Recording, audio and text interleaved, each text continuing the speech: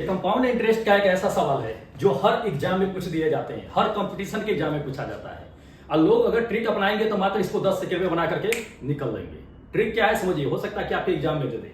समझिएगा ट्रिक क्या कहता है। ट्रिक ये चीज है, पहले तो क्वेश्चन देखिए, इसमें दे दिया है कि 4000 का 2 वर्षों के लिए 10% के दर से चक्रवृद्धि ब्याज क्या होगा।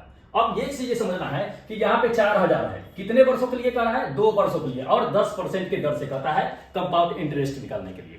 समझिए इसे। तो सबसे पहले तो ये 4000 रुपया जो है, ये 4000 रुपया आप लिख लीजिए, ठीक है। इसका कितना परसेंट कहता है, 10%। अगर मान लीजिए कि 4000 का आप 10% निकालिएगा तो कितना आएगा, 4000 का 10% अगर निकालते हैं तो मेरा कितना आता है, 400 आता है। कितना आता है, 400। इसको 2 पार्ट में डिवाइड कीजिए। 2 पार्ट में क्यों डिवाइड करना है, क्योंकि 2 वर्ष का रहा है। तो कितना निकल कर आया है मेरा 10%, 400 निकल करके आया है। ये प्लस 400 इधर भी लिख लीजिए। अब आगे बढ़ना है, दूसरे वर्ष में भी कहता है 10%, क्योंकि 2 वर्ष का लेना है हमें।